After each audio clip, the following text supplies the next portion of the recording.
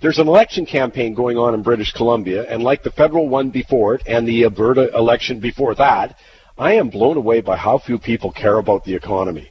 I'm hearing some absolutely harebrained ideas that will really hurt economic growth and employment, but not many seem to care. See, I don't think we care about the economy until it hits us personally. It's someone else's problem until you or a family member loses their job, but then it's too late. I've been saying for years that the biggest threat to our standard of living is complacency. We seem to take it for granted. Most of us simply don't seem to connect the dots that jobs, government programs, our standard of living, and our children's future depend on a strong economy. Now, I could talk about this every week, but this week is different. This week, the game changed. Well, actually, maybe it changed on November 9th when the U.S. elected its first truly pro-business, pro-jobs president since Ronald Reagan. That's in sharp contrast to Canada, where economic growth is not even close to the main priority at the federal level in most provinces, and it certainly isn't in our urban centers. In other words, Mr. Trump's all in, playing a game where we're only in it half-heartedly. Now, don't get me wrong, I think Donald Trump is off the wall when it comes to issues like trade. The jury's still out as how much damage his protectionist tendencies will do to American workers. But this week, he made a big move by announcing his plan for major tax cuts for both business and individuals. And if they go through, combined with his push to reduce costly regulation, it's a game changer when it comes to attracting business investment. And that's where it could have a big impact on the Canadian economy. See, up to this point, our corporate taxes have been far more attractive. That's why Burger King moved its head office to Canada when it bought Tim Hortons. But if Trump's plan passes, that's going to change.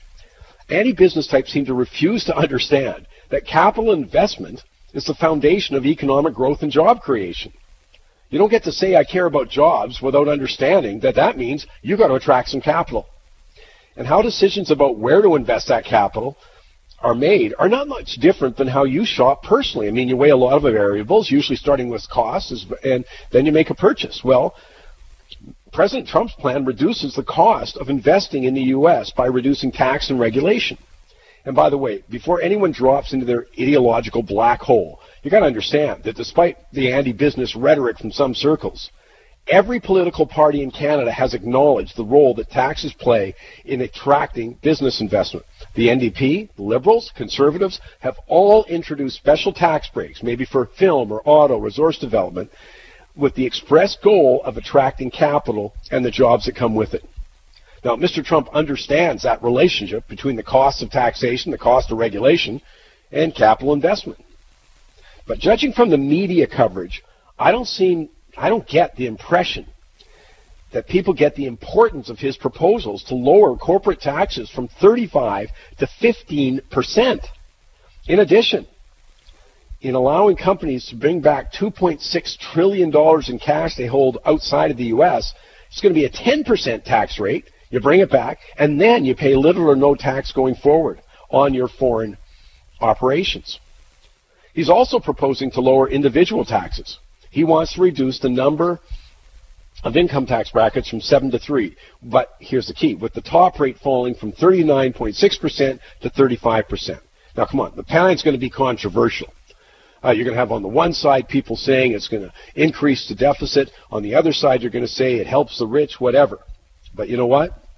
The bottom line is that President Trump has made it very clear that the goal is to create jobs, grow the economy through a simplified and less onerous tax system.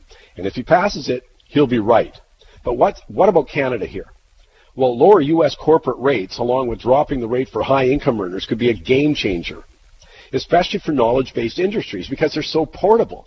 Now, obviously, if you have a mining operation or an oil field or, to a lesser degree, manufacturing plants, it's difficult to move.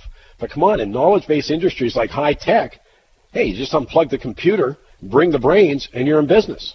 It's easy. You're not going to see any more Burger Kings bringing their head office to Canada if these changes go through. Now, Finance Minister Morneau waited to see what the U.S. is going to do in his federal budget. He understands that our competitive advantage stands in the balance. But you know what? I wonder how many other politicians have a clue about this, that they've actually looked at the importance of Mr. Trump's proposals and impact they could have on whether it's your province or the country as a whole. Well, I can tell you, certainly no one in the LEAP manifesto crowd cares. And what about the public sector? I doubt it. Big government advocates? I doubt it. This is scary. I mean, we still have politicians and parties at all three levels of government talking about raising taxes on business and increasing the regulatory burden. That's the same thing as saying we don't want capital investment. We don't want it. We don't want to grow the economy, create jobs, enhance government revenue. We've already had 4 years of decline in capital investment. That's one of the big reasons the economy is having trouble recovering. We also have a regulatory burden that's choking activity. I'm just going to give you a couple of examples before I stop here. University of Calgary Jack Mintz has pointed out that the World Bank's 2016 report ranks Canada 53rd when it comes to construction permits. They take an average of 249 days to be approved. How about this? Something as straightforward as connecting to electricity. Canada ranks 105th with 130 days delay. As I said up front, economic growth and jobs are not a priority federally, in most provinces, and at the urban level.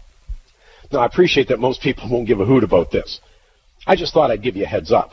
The consequences of anti-business policies are going to be more severe than ever.